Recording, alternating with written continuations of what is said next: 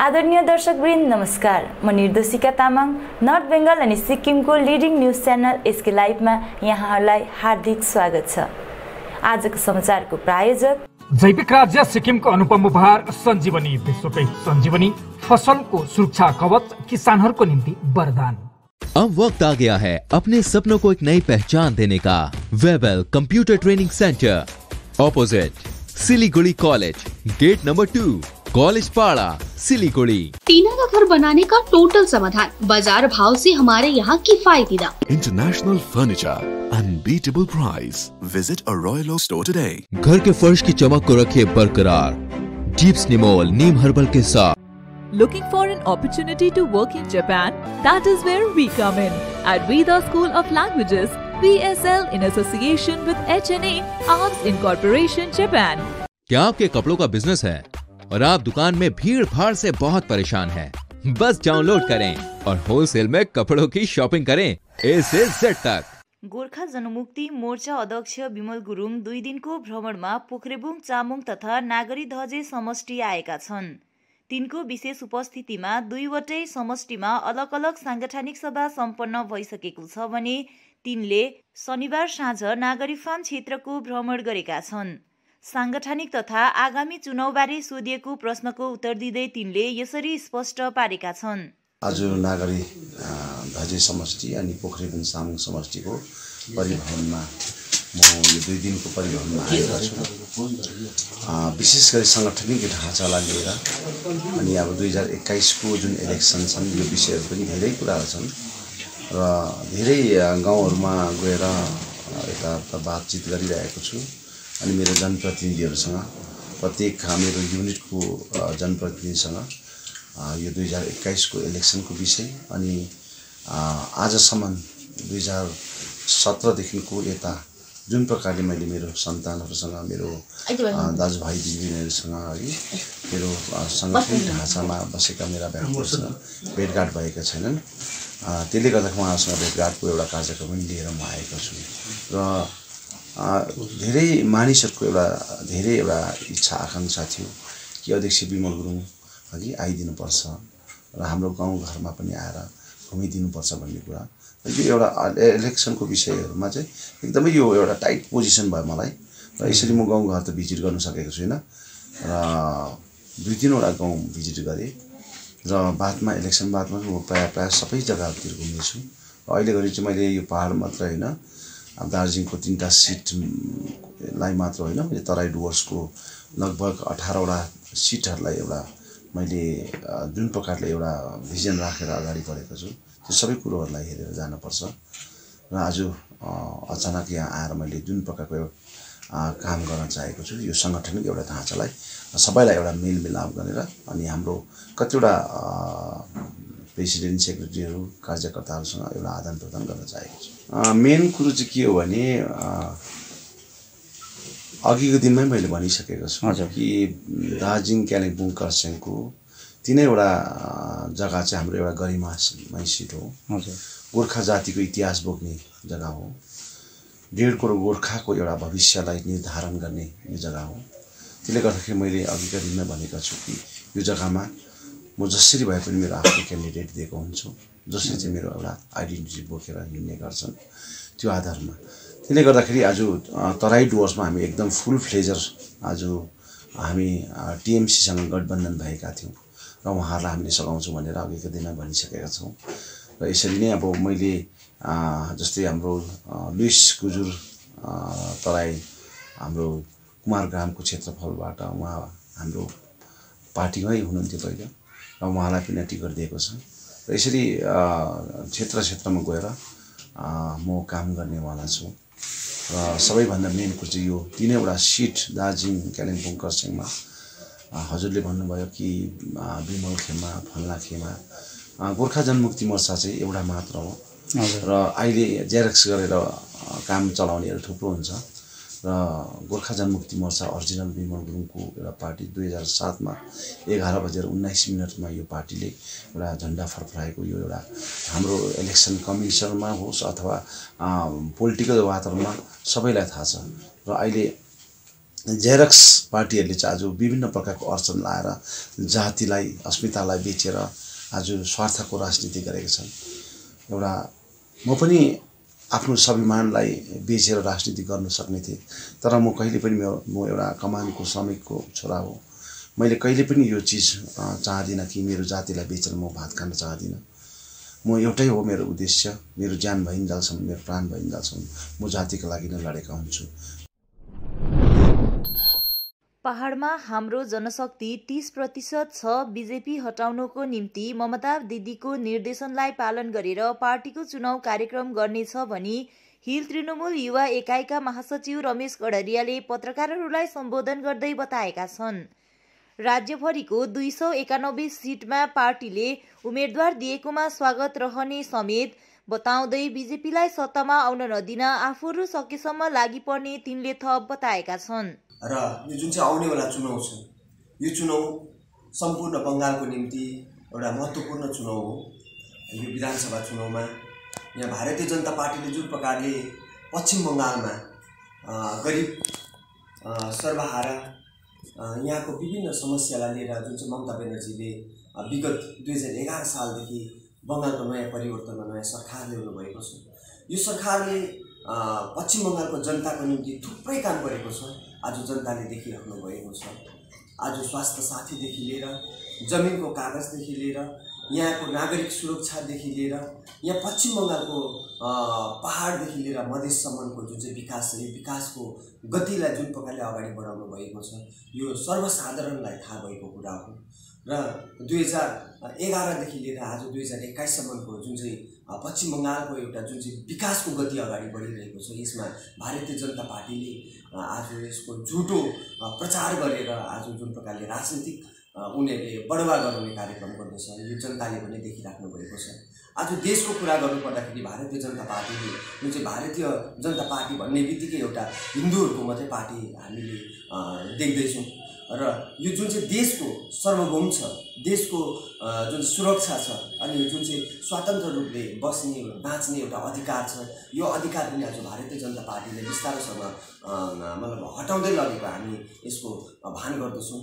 र पश्चिम बङ्गालमा जुन चाहिँ अल इन्डिया तृणमूल कङ्ग्रेसले जुन प्रकारको एउटा शासन सुरु गरेको छ, यहाँ हिन्दू, मुस्लिम, क्रिस्चियन, इसाई अनि विभिन्न जात गोष्ठीहरू मिलेर जुन प्रकारले बसेको छ, यही नै सबभन्दा एउटा ठुलो उदाहरणीय छ। अनि माननीय मुख्यमन्त्रीले हिन्दू, मुस्लिम, सिख, इसाई, यहाँको गोर्खा, अगोर्खा सम्पूर्ण जात गोष्ठीहरूलाई लिएर पश्चिम बङ्गालको सामाजिक विकासहरू गर्नुभएको कुरा आज देशले नै मानिरहेको छ। जनताको जुन प्रकारको कामहरू गरिराख्नु भएको छ, हामी यसलाई विशेष गरेर पार्टीले जुन चाहिँ डिसिसन लिनुभएको छ, यो 291 सिट लिएर, अनि जहाँसम्म पहाडको कुरा छ, र पहाडमा हामी चाहिँ एउटा फ्याक्टर हो। र अहिले जुन चाहिँ दार्जिलिङ पहाडमा हामीले पार्टीले जुन चाहिँ क्यान्डिडेटमाथि एउटा जुन चाहिँ निर्णय पहाडलाई छोडिराख्नु भएको छ। विशेष गरेर दार्जिलिङ पहाडको यो 45वटा समष्टिमा अथवा जिटिए क्षेत्रमा दार्जिलिङ समष्टि, खरसाङ समष्टि र कालिम्पोङ समष्टि छ। यो हाम्रो 3वटा समष्टिमा तृणमूल कङ्ग्रेसको पनि यहाँनिर वर्चस्व छ। तीनधारे महानदी समष्टि स्तरीय स्वरलहर प्रतिभाको खोज प्रतियोगिता सिजन 2 को विजेता महानदी ग्राम पञ्चायत अन्तर्गत सिबिटार चियाबारीका मोहित भुजेल बनेका छन्। स्वरलहर प्रतिभाको खोज प्रतियोगिता दोस्रो सिजनको ग्रान्ड फिनाले शनिबार तीनधारेको चिल्ड्रेन पार्कमा जिटिए चेयरम्यान अनित थापाको प्रमुख उपस्थितिमा सम्पन्न भयो। गत 19 फरवरीदेखि सुरु भएको स्वरलहर प्रतिभाको खोज प्रतियोगिताको ग्रान्ड फिनालेमा निर्णायकको रूपमा वरिष्ठ संगीतकार द्वय राजु सुन्दास र महेश्वर लामा अनि गायिका भवना थापा उपस्थित थिए। शनिबार भएको ग्रान्ड फिनाले कार्यक्रममा विशिष्ट अतिथिको रूपमा वरिष्ठ संगीतकार चन्दन लम्जेल, गायिका डेजी बराइली, गीतकार पूरण गिरी, संगीतकार कैलाश राई लगायत गोर्खा जनमुक्ति मोर्चा खरसाङ महकुमा समितिका सांगठनिक सचिव एवं स्वरलहर प्रतिभाको खोज सिजन 2 का मुख्य संयोजक राजीव थापा, कोषाध्यक्ष शिविर राई एवं गोजमोमो समष्टि स्तरीय पदाधिकारीहरू उपस्थित थिए। युवराज सुन्दासले सञ्चालन गरेको कार्यक्रमको सुरुमा गायिका ऋषिका लामाले आफ्नो प्रस्तुति दिएका थिए। कार्यक्रममा वरिष्ठ संगीतकार चन्दन लम्जेल, स्वरलहर प्रतिभाको खोजका सभापति सुकुमार बराइली, निर्णायकद्वय राजु सुन्दास र महेश्वर लामाले वक्तव्य दिएका थिए। कार्यक्रममा गायिका भवना थापा, ऋषिका लामा र गायक सन्तोष लामाले पनि आफ्नो प्रस्तुति दिएका थिए।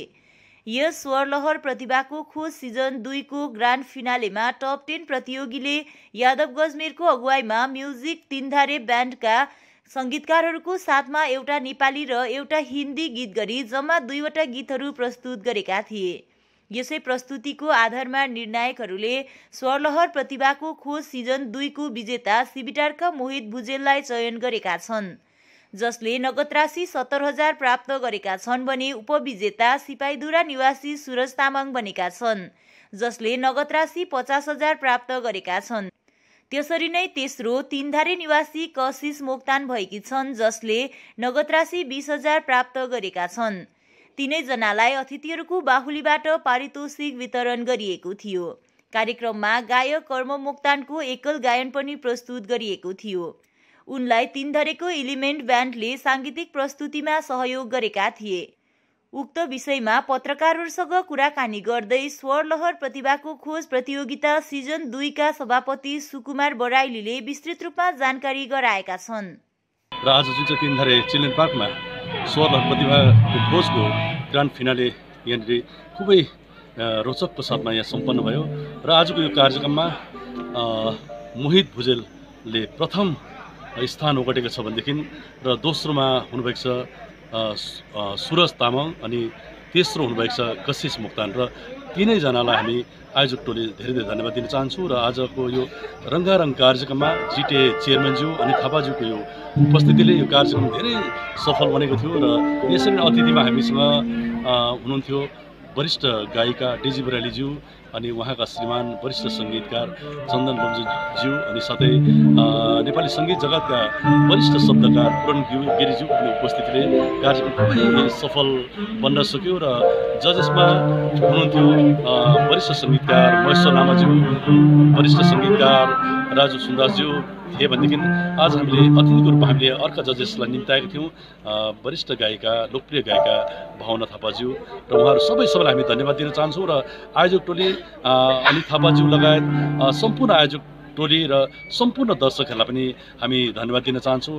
आजको कार्यक्रम सफल बनाइदिएको। समाचारको क्रममा अब पालो भएको छ एउटा छोटो विश्रामको। क्या आपके कपड़ों का बिजनेस है और आप दुकान में भीड़ भाड़ से बहुत परेशान हैं और सामान लाने का समय नहीं है, तो समझो आपकी टेंशन खत्म। अब डाउनलोड करें A से Z तक ऐप, इंडिया का अपना होलसेल शॉपिंग ऐप। बस डाउनलोड करें और होलसेल में कपड़ों की शॉपिंग करें A से Z तक। रश्मि, तेरे घर का फ्लोर तो काफी चमक रहा है। चमकेगा क्यों नहीं, मैं अपने घर के फ्लोर्स को देती हूँ दीप स्नेमोल की बेहतरीन सफाई, जो फ्लोर मिरर सरफेस चमकाने के साथ बीमारी फैलाने वाले जम्स को भी अंदर से मारे और घर को बनाता है अंदर से क्लीन। अच्छी सफाई के लिए चुने दीप स्नेमोल। Bring hygiene, maintain cleanliness. अब वक्त आ गया है अपने सपनों को एक नई पहचान देने का। वेबल कंप्यूटर ट्रेनिंग सेंटर आपके लिए लेके आए हैं डिप्लोमा एंड कोर्सेज जैसे English speaking course, software application, financial accounting, Tally, Java, HTML, DTP, C++, Python जैसे बहुत से कोर्सेज एंड डिप्लोमा। और आपको मिलेगा hologram sealed certificate government of West Bengal undertaking, जो आपके हर सपने को देगा एक नई उड़ान। Webel computer training center, opposite Siliguri college, gate number 2, college Para, Siliguri. Our whole team is dedicated to presenting you the best solution. And what about the timeline? We'll be ready with the full presentation in 24 hours. This works. Send me a calendar invite. Sure. See you. See you.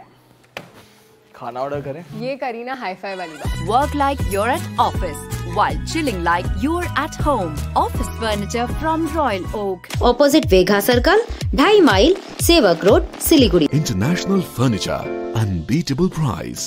Visit a Royal Oak store today. Wallpapers done. अब fan stylish और hi tech होना चाहिए। Fan तेज चले पर metre नहीं। Surya fans चाहिए आपको। Surya fans, stylish, dust free और हाईटेक। चली हवा सूर्या की। जैविक राज्य सिक्किमको अनुपम उपहार सञ्जीवनी, विश्वकै पहिलो कीटनाशक औषधि जसको एकै स्प्रेले भ्याक्सिन सर काम गर्छ र फसलमा लाग्ने विभिन्न भाइरस, ब्याक्टेरिया र फंगसबाट हुने समस्त रोगहरू साथै पातको रस चुस्ने किराहरू समेत नियन्त्रण गर्छ, जो रासायनिक कीटनाशक भन्दा अझै किफायती र प्रभावकारी छ। फसल कुनै होस्, रोग कुनै पनि होस्, एकपल्ट अवश्य प्रयोग गर्नुहोस्, सोचे भन्दा बढी लाभ पाउनुहुनेछ। सञ्जीवनी फसलको सुरक्षा कवच, किसानहरूको निम्ति वरदान। Looking for an opportunity to work in Japan? We have exciting employment opportunities, especially in industries like nursing, caregiver, manufacturing and construction. Advantages of working in Japan: better pay packages, better quality of life, better employee welfare and protection, high professionalism and work ethics, respect and dignity of labor, learning the best technology in the world. That is where we come in. At Veda School of Languages, VSL in association with HNA, Arms Incorporation, Japan. Call us at 9911 546021. टीना का घर बनाने का total समाधान, बाजार भाव से हमारे यहाँ किफायती दाम। घर, दुकान, मकान, गोदाम बनाने के लिए टीना, प्रोफाइल सीट, रंगीन टीना, पाइप आदि सामान की नई दुकान टीना लगाने के लिए मिस्त्री भी हमारे यहाँ है उपलब्ध। महावीर स्टील, 3rd माइल, वेगा मॉल के सामने, चौधरी कंपाउंड। Contact number 9709970981। साथी तपाईलाई मैले अस्तिदेखि दबाई ल्याइदिनु छ भने कस्तो बिर्सिनु भएको, आज लास्ट छ त खाने दबाई। अरे सोमनी वेलनेसमा अर्डर गरौ न, दबाई घरमै पुगिहाल्छ त। डेलिभरी चार्ज त लिन्छ होला नि त? लाग्दैन, एकदम फ्री हो। फेरि यस्तो कोरोनाको टाइममा बजारतिर किन जाइ बस्छु? राम्रो भएछ, खै मलाई WhatsApp नम्बर दिनुहोस् त। गान्तोक वरिपरि घरमा नै बसी मेडिसिन पाउनको निम्ति WhatsApp गर्नुहोस् 9647885848। आपके विजुअल एडवर्टीजमेंट के लिए SK लाइव ही बेस्ट ऑप्शन है। SK लाइव का इस क्षेत्र में 24 घंटा टेलीविजन, एंड्रॉइड ऐप और वेबसाइट पर प्रसारण होता है। सोशल मीडिया पर भी हम उपलब्ध हैं। हमारी व्यूवरशिप 9 लाख से अधिक है। सिक्किम, हैथवे और NXT डिजिटल पर, दार्जिलिंग और कालिम्पोंग में दोनों हैथवे और CCN सेटअप बॉक्स पर, कलामपुर से लेके मैनागुड़ी हैथवे पर, सिटी केबल पर सिलीगुड़ी और आसपास, नक्सलबाड़ी से पानी टंकी तक NXT डिजिटल में। तो सोचिए नहीं, कॉल करें 7908554308। विश्रामपछि यहाँलाई पुनः स्वागत छ। गोर्खा जनमुक्ति मोर्चाका संस्थापक अध्यक्ष विमल गुरुङको भ्रमणको केही घण्टा अघि रेलिङ कैजले समष्टिको कतिपय स्थानहरूमा रेलिङ कैजले जनताको नाममा पोस्टरिङ देखा परेको छ। मुख्य रूपमा महेश गुरुङ, सुनिल राई लगायत 11 जना शहीद बनाउने विमल गुरुङ गोर्खाल्यान्ड खोइ कि गोर्खाल्यान्ड लिएर आउँछु कि मेरो लास आउँछ भन्ने के लिएर आयो, सबै विस्थापित आए तर शङ्कर गुरुजी खोइ भन्ने लगायत लेखिएका पोस्टरिङ रेलिङ लगायतका स्थानहरूमा देखा परेको छ। आजदेखि मोर्चाका संस्थापक अध्यक्ष विमल गुरुङ केही दिनको निम्ति रेलिङ कैजले तथा रिम्बिक लोधोमा समष्टिको भ्रमणमा रहने थाहा लागेको छ भने यसैलाई केन्द्र गरी यो पोस्टरिङ गरिएको हुन सक्ने थाहा लागेको छ। स्मरण रहोस्, 2017 सालमा गोर्खाल्यान्डको नाममा छेडिएको आन्दोलनमा रेलिङ कैजले समष्टिबाट सुनिल राई तथा महेश गुरुङ शहीद बनेका थिए भने समष्टिबाट विमल गुरुङकै करिबी मानिने तथा सगै विस्थापित बनेका शङ्कर भट्टराई उर्फ गुरुजी हालसम्म घर वापस भएका छैनन्। ब्लड वरियर्स सिलगढीले गुड नेबर्स मङ्पुको सहयोगितामा रक्तदान शिविर, blood bank partner Pearl Harris Rotary blood bank शिविर मङ्पुमा आयोजना गर्यो। उक्त रक्तदान शिविरमा 62 युनिट रक्त संग्रह गरिएको बताइएको छ। शिविर विषयमा सभापति राजीव चाचनले विस्तृत रूपमा जानकारी गराएका छन्। पुरा मङ्पुवासीले जसले आज हामीले यो मौका दिनुभयो, हामी सिलिगुडीबाट ब्लड वरियर्स सिलिगुडी यहाँ रोटरी ब्लड ब्याङ्कसित यहाँ आएर र गुड नेबर्सको तत्त्वावधानमा हामी जुन यहाँ ब्लड क्याम्प गरिरहेको छु, अहिलेसम्म आशा यही छ 50 युनिट हामीहरू पुगिसकेको छ र हामी 60सम्म हामी यहाँ गर्ने जाने। र ब्लड दिने एउटा मकसद के छ, तपाईँले हेर्नुहुन्छ कतिवटा एनिमिया पेसेन्ट्स हुन्छ, कतिवटा एक्सिडेन्ट केसेस हुन्छ, कतिवटा हेमोग्लोबिन लेस भएको क्यान्डिडेट्स हुन्छ, पेसेन्ट्स हुन्छ, उनीहरूको रक्तको लागि सख्त जरुरत हुन्छ। अब सिलिगुडीमा प्राय हामी हेर्दाखेरि कतिवटा प्राइभेट हस्पिटल छ, गभर्मेन्ट हस्पिटल छ, जसमा चारै तरफको पेसेन्ट्सहरू सिलगढीमा आएर भर्ती हुन गइरहेको हुन्छ। हाम्रो मङ्पुकै तपाईँले हेर्नुहोस्, अहिलेसम्म 1.5 महिनामा हामीले 60 युनिट सिलगढीबाट दिइसकेको छौँ मङ्पुमै, होइन? किन यहाँ जरुरत ब्लड के हुन्छ भने हाम्रो शरीरबाटै हामी दिनु सक्छौँ। हामी कहिले पनि ब्लड चाहिँ किनेर पाउँदैन, नेभर। र जो मान्छेले दिनु सक्छ, जो डोनर हुनुहुन्छ, उसले एउटा भगवानको आशीर्वादै छ कि उसले कसैको जान बचाउन सक्छ।